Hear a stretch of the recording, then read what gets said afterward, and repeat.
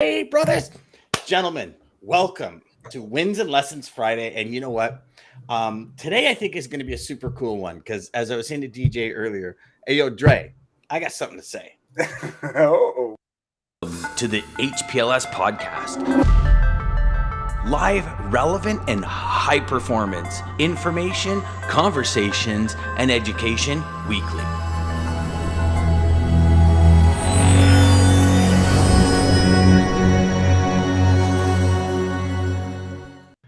You see this? Lisa comes in as the champ She's again, straight 2 weeks in. running, but Richard comes in right behind, and I Jeff know. didn't quite make it. Yes. Jeff, Third's always, you're awesome, third's brother. I always don't care what okay. DJ says. You're awesome. Yeah. So we got Mr. Ridley back with us this week, straight back from his trip to Portugal. And he's brought a friend with him back from Portugal, so that's fine. But guys, here's the thing. Every week, as we kind of walk through the week since we've started the Wins and Lessons, the big question I have is, do y'all notice things that you never used to notice? Yes. Because I tend to be like, what just happened there? Is that a lesson? And it I guess it comes down to, I can revert it back to anyone that did the Go for No challenge that we had a couple months back. The one big thing is that I noticed the amount of no's and yeses where I never really took those into consideration, right? So it's kind of like, you ever had that thing where you're like, oh, I'm going to buy that vehicle. I really want that. And all of a sudden you start seeing it everywhere. You're like, I don't really see a lot of them. And then you decide you want it and you see them everywhere, right? And for Wins and Lessons, one of the big things this week, and Mark, I was telling DJ before you jumped on, the big lesson is stay in your lane. Understand your lane. And it's funny because I've had four or five students this week. I've had 3 situations in my own business this week. I've had the situation where you see something happening and it's like, okay, hold on here. Like, are you kidding me? And then it's like, hey, listen, whoa, this is my lane. That's their lane. Mm-hmm. And the biggest thing for that, as DJ and I were talking about, was, who's our competition? Like, who is it? And it's nobody. It's us. We're our own competition. And, if you're in any sport, team sport, single sport, doesn't matter. And you're looking at getting better, who do you have to compete against? Yourself. Your limiting beliefs, your limiting thoughts. In business, if you're looking to get better at your sales, you're not competing against the next salesperson. Sure, you can have a casual kind of challenge, but in the end, we're not competing against anyone besides ourselves. So in the end, it's what are we going to do to help ourselves get better? And the more time we pay attention to what everyone else is doing, the less time we have to work on ourselves.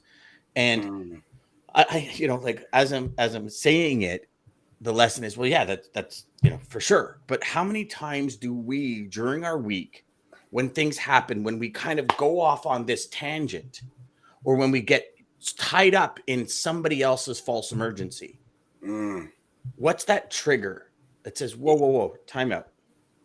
This is my lane. This is the path I'm on. Great for everybody. I mean, it could go in multiple directions, right? You look at what you do day to day. I've talking to a salesperson this week. He's like, Dan, I got all these ideas and I share them, and all these other salespeople take my ideas and go out and sell, and they're killing it. I said, well, what are you doing? He says, I'm struggling. I go, why? He goes, I'm not implementing my ideas. I go, okay, well, you have great ideas. You're not implementing. Why? So we broke down to the root cause of it. And the root cause was this. We compare things we're not good at to things other people are good at. And when we stop and realize that, like, you ever done that? Oh man, my swing sucks. Oh, Mark has this beautiful swing. Good for Mark. Mark's probably worked on his swing. I have I have an acquaintance of mine that he'll play golf 3 times a year. And he'll shoot like 71, 70, 3 times a year. I had to play golf. I had to play 189 rounds in a summer to get to that. right? Yeah. Like, and he plays The 3 times a year, consistency. right? Yeah. And I'm like, wait, but I can't make this chip shot, but he can come out 3 times a year and make it. But why? Like, you know what I mean? Do you see how crazy that is? And we Yes. do it all day long, All the every time. day. And that was the big lesson this week was, okay, this is my lane. This is what I'm good at. Stop paying attention to everything else. That's the distraction. Let's Yes. make it the best possible experience for everyone that wants to get into this lane. And, Yeah. it's funny because I was looking at a conference, and even as much as this morning, I've been on the conference sales page about 7 times because I'm debating about spending the money for the ticket, flying, hotel, and all that kind of stuff. And in the video, he says, here's the thing.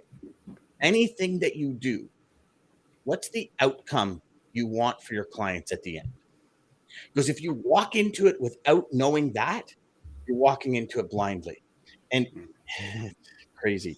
So I started, because I don't know if y'all know, I got a new computer. So I actually typed out all of my notes and stuff that I keep at the bottom of my computer. And because I want to kind of put more. But here's one that in one of my courses I started taking that they say, and it says, if you don't know where you're going, any road will get you there. Think about that. Wow. Right? Like aimlessly making sales calls, aimlessly talking to clients. And I was on the phone with a student yesterday. And I said, like, what is your mission for the first call? And he said, to get a hold of the traffic manager. I said, okay, that's given. But when you get a hold of them, what do you say? And he was like, well, I kind of, and I go, okay, stop. This should be like an instant throwdown, done. I remember back when my son was playing hockey and he was coming up in the ranks, and 6, 7, 8, 9 years old, they're all kind of just like a cloud chasing the Yeah. Yeah. Yeah. When they hit like 12, 13, the chirping starts, the face-to-face starts, like all of the ego things start. I remember sitting down with my son and one of his buddies one day, and I said, here's the thing. It's as fine as a razor's edge on that teeter-totter. You can chirp and you can do all this. As soon as that teeter-totter moves, you better be ready to throw down. Because eventually you're going to hit a guy that's going to go, all right, and gloves are off. And it's just what it is. And they didn't really get it. And then one day my son was on, and he's in front of the net and he's chirping. And I'm looking, and you could just see the body language of this other guy, right? I'm like, oh, here we go. And the gloves were off, and it caught my son off guard. Like he literally headlock, pulled his helmet off, and my son was just like, holy shit. But that's that. It's go time. And same thing on our calls, right? So I was explaining to this gentleman that, if the prospect says, okay, go, there could be no crickets. Like you got to go. Yeah. Go time. And so that's what I mean by that goal, that end result that you're looking to get people to. And that's the focus. There's going to be a lot of noise. There's going to be a lot of smoke. There's going to be a lot of fake fires. There's going to be a lot of like really false emergencies, as I often say. And how do you break through that? And that for me was the really big thought this week is like, okay, how do we do this? How do we do this? How do we do this? Like, what triggers can I create? How can I implement this to move forward? Because I actually found myself a couple of times this week lost in scrolling. And it's such a friggin' waste of time. Such a waste of time. And it's like, there's time for it. Like I've actually started blocking out time to be on social, to reply to questions, because I've been doing some LinkedIn courses with some people. And so like there's time for that. But I also find when I'm doing that, you have to be even more conscious about what that goal is. Yeah. Because if you're saying, okay, I'm going to go on social media for an hour a day, and you go on social media, all of a sudden you're like, and you're just scrolling. It's like, well, what's the purpose? What am I on here specifically to do? Right. So that was the big thought. And before we go any further, gentlemen, I have something to share that I would like to share with everybody. So y'all ready for this? Yeah. Right. Let's do it.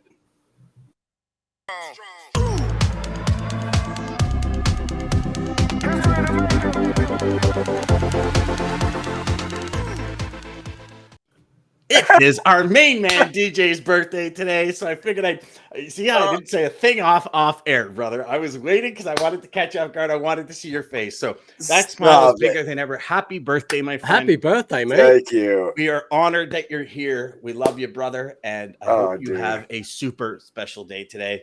Thank you. I know your 14 kids are going to make it special for your 14 kids, 3 grandkids. You know what? When I don't know. 14 kids, you get a lot of birthday gifts. So happy birthday, brother. Thought that was great. Thank you truly, for that. We're honored. Seriously, I'm blessed to call you a friend and colleague and anyone that is. Happy birthday, bro. Jeff says, here we go. They're going to start pouring in now, DJ. You see how I did that? See how I set that up, I love it. Thank you. Seriously. Jeff says, I noticed that your audience grew. Great content, conversation, takeaway knowledge daily. Thanks, Jeff. Thank you, Jeff. We're actually, yes, we're growing pretty fast, which is super cool. And it's so fun. Seriously. I mean, you know what's one of the funnest things to do is consistently raising the bar. Like just trying to consistently raise the bar, and not that we're not satisfied, but it's raise the bar, bring in, better conversations like yesterday's conversation. Oh, right. Prescription without diagnosis is malpractice. Like, wow, crazy, crazy. I'm going to be breaking that down for probably months. Like just the whole concept of that, the idea of that. Yeah. Yeah, it's crazy. Justin says, it's bad when you get moved from buddy to acquaintance. I was cracking up at that. I thought the same thing, Justin. I was like, hey, what happened? So the thing is, we used to hang out a lot, and then we kind of grew apart. Yeah. But I still remember like going golfing and doing that. So that's the only reason why. It wasn't anything bad. It was just a matter of, we just grew apart. That's all it was.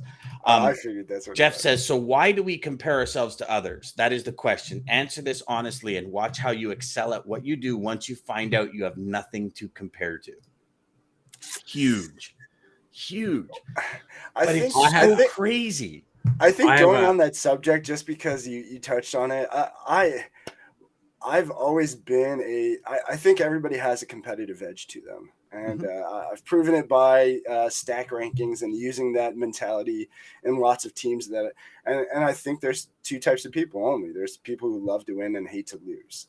And we could get into that another time, but I just think everybody's one of those 2 people. But I've always wanted to be number 1 on the list. So I'm comparing everybody else. I'm always comparing myself to everybody else because of that mentality. And it wasn't till I broke through and really realized that it's when you can realize that it's you against you, there's always going to be somebody better. There's always going to be somebody bigger. There's always going to be somebody stronger. There's always going to be somebody faster. There's always going to be somebody who knows more.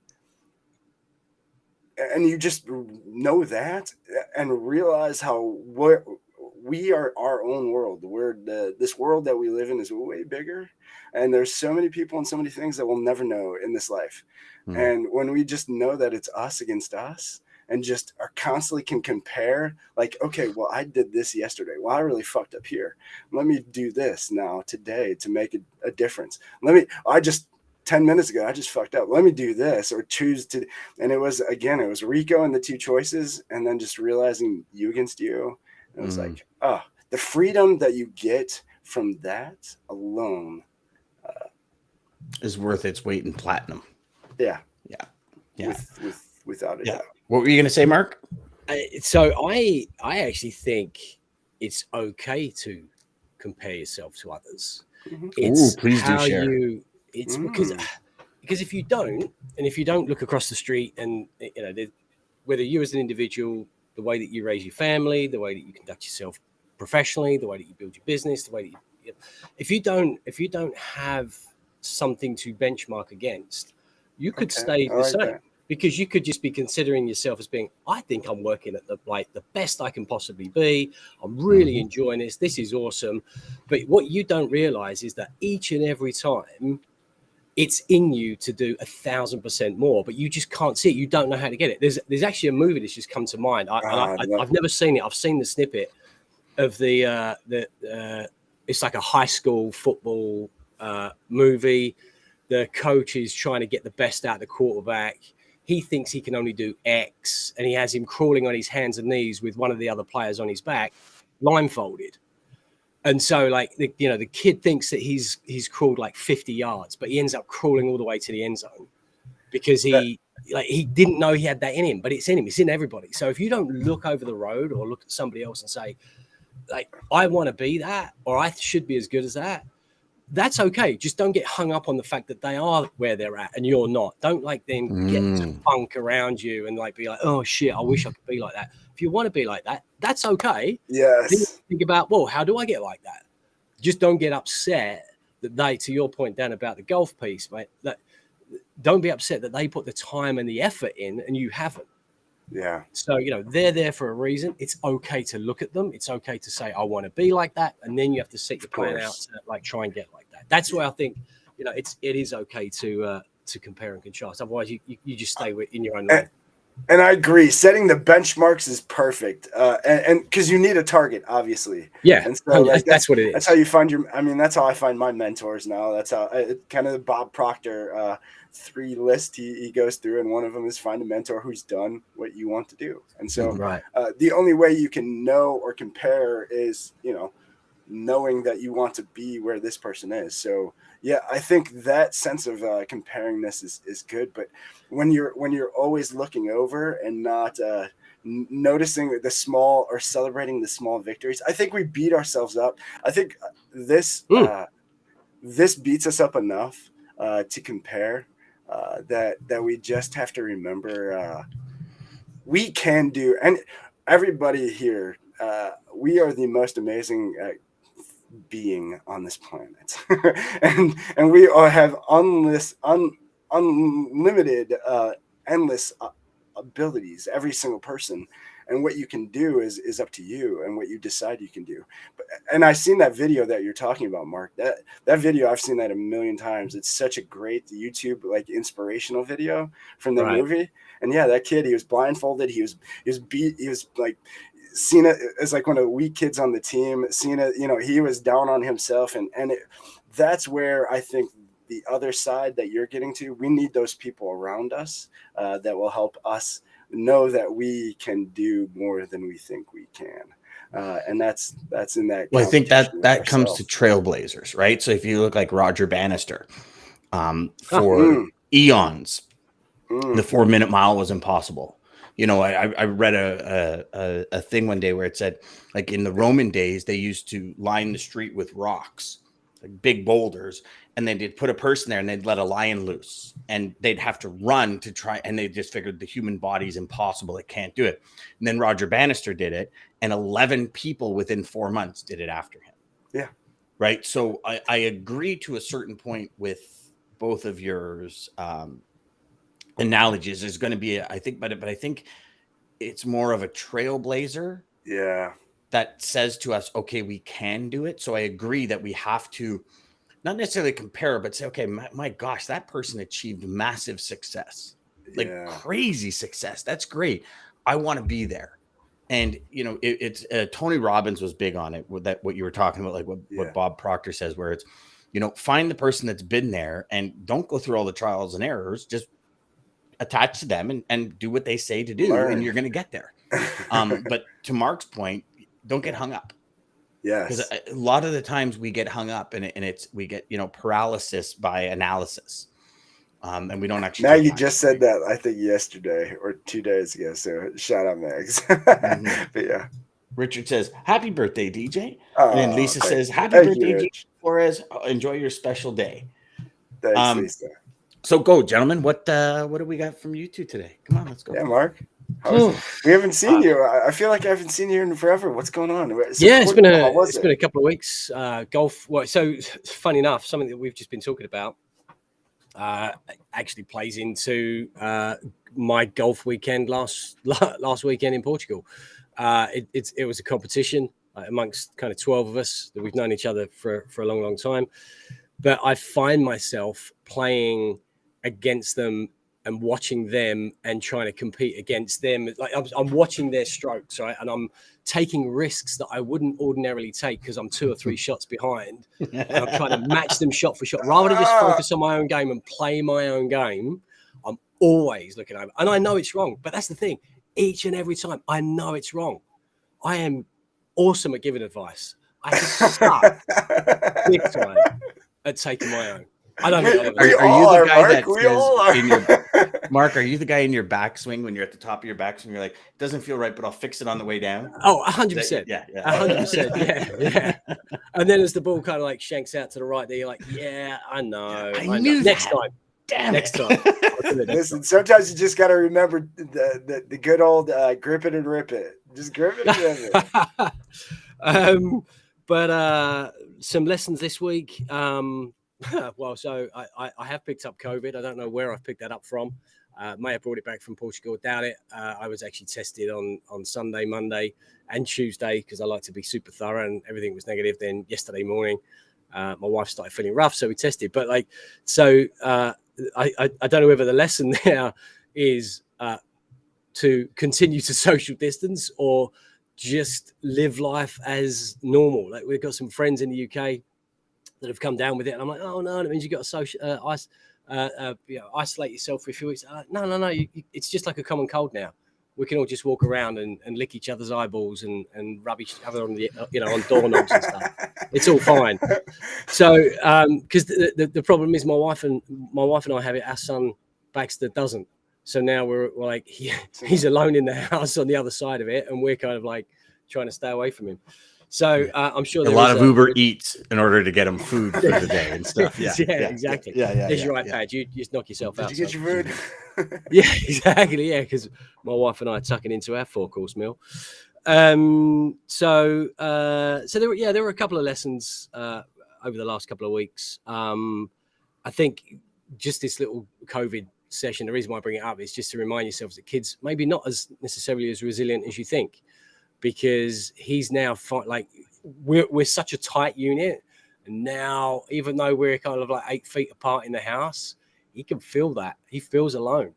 So I'm making sure that we pay attention to that, and that we're not just flippantly saying, like, it's only for a couple of days. Because to a 9-year-old, a couple of days is, you think about that when you were kids, right? If somebody said, oh, you're going on vacation next week, you're like, it's so long. And now I'm thinking, crap, Christmas is just around the corner. So,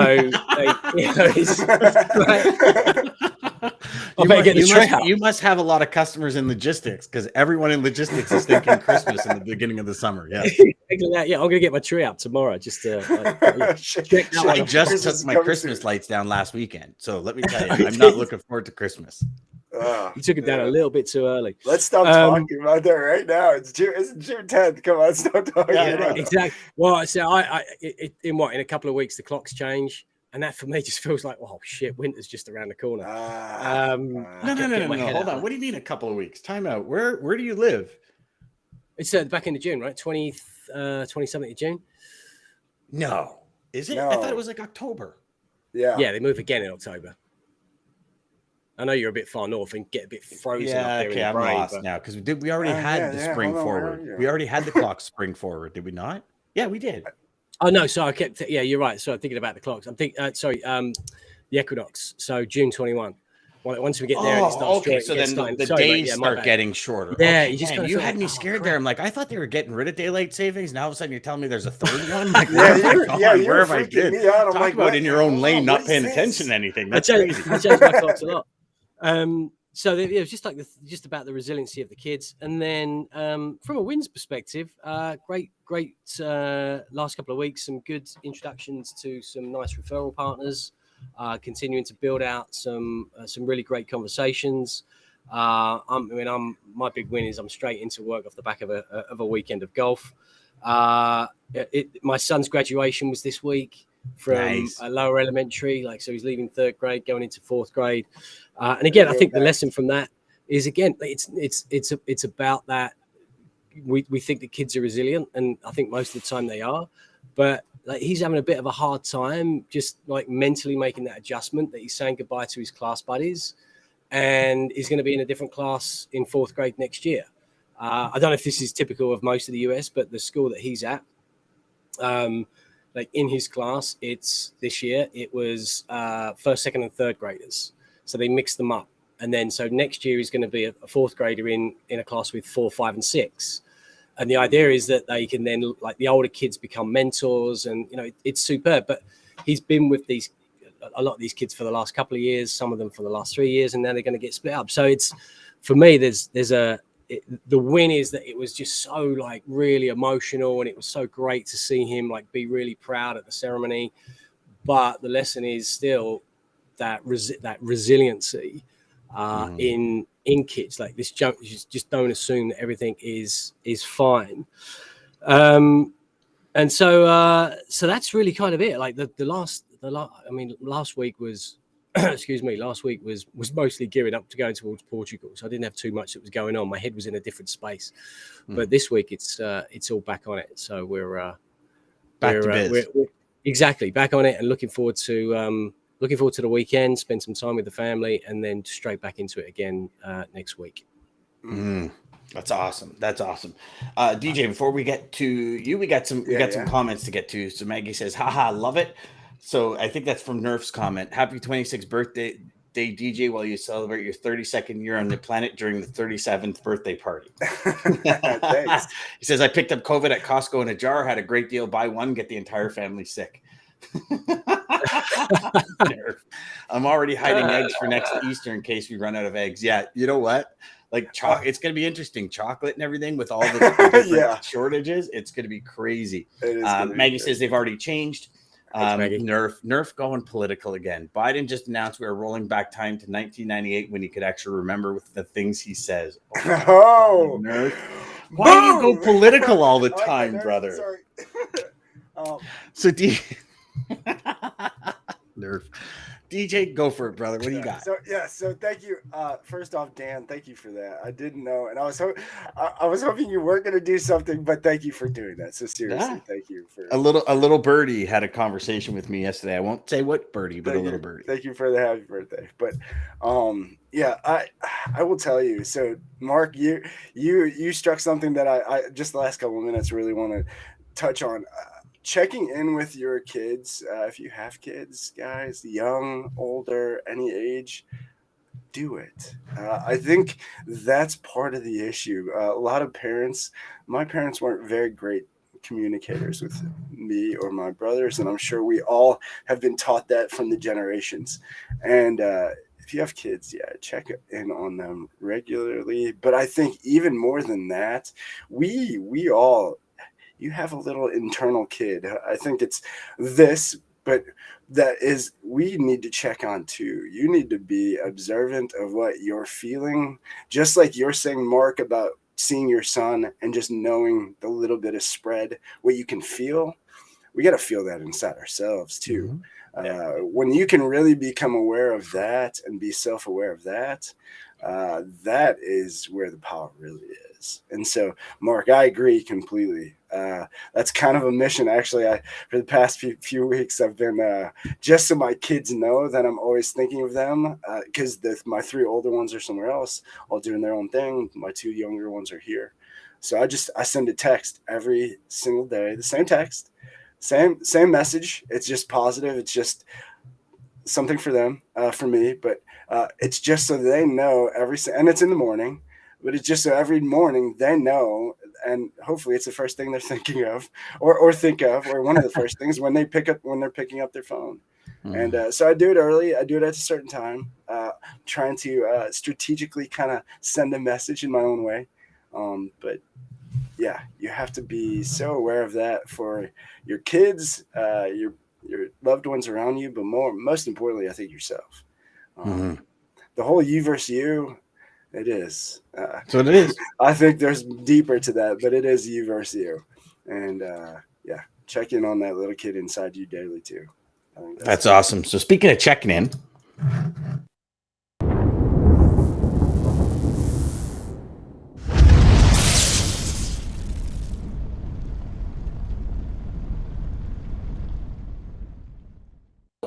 let's check in on the lane of the day. And was that a good transition or what? So what we're going to do on Fridays for the lane of the day, just because in conversations with Dean, it's a little difficult.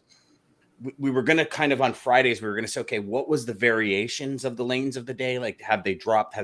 But a 5-day rolling rate really doesn't give you a lot of justification. So what we're going to do is we're going to review the week ending of 6/10. So dry van.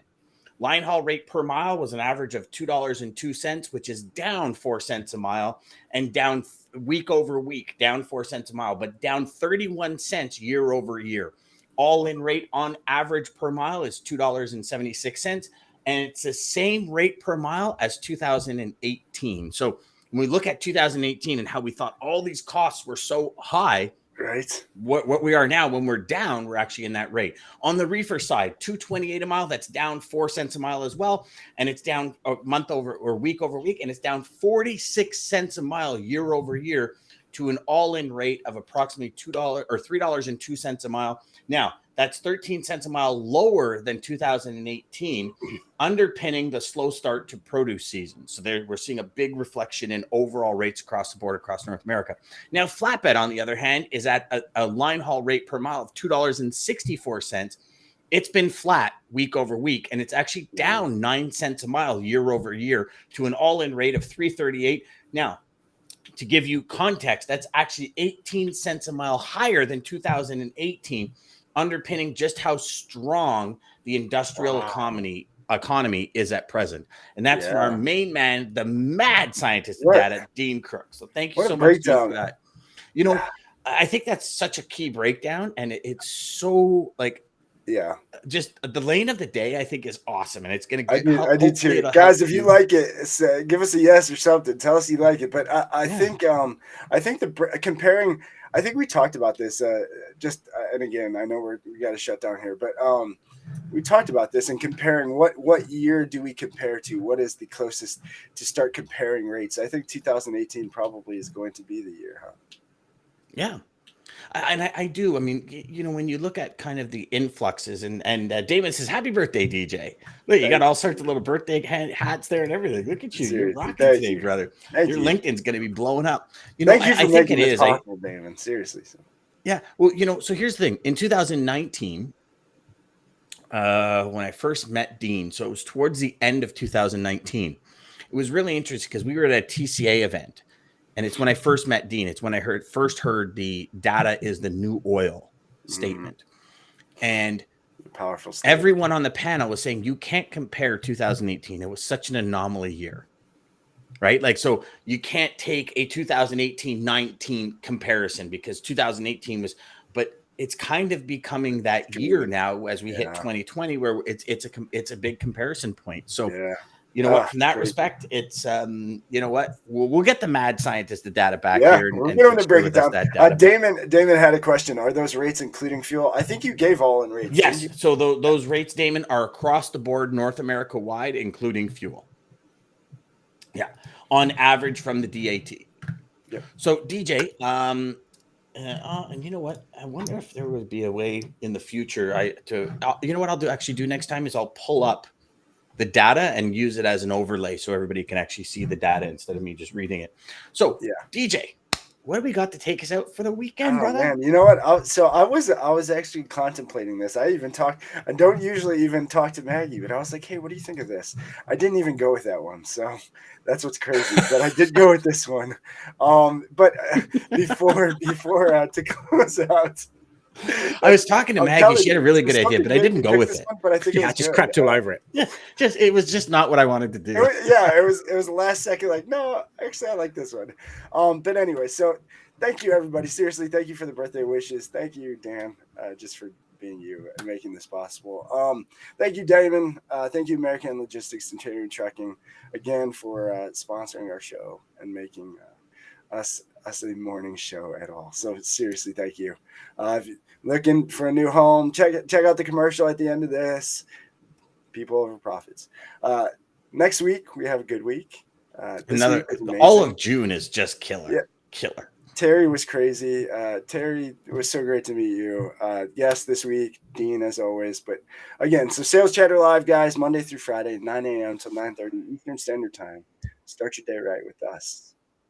Quote to take us out is from Roger Lee, and it's appreciate every moment of your life because one day you wish you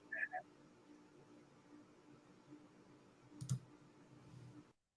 Centurion Trucking, our motto is people before profit. Today's market requires more transparency, consistency, and focus on what our clients need to win. Centurion Trucking and American Logistics are poised to help their clients achieve and surpass their targets. If you're looking for a team that honors your needs, dreams, and aspirations, then get a hold of Daman at American Logistics or Centurion Trucking.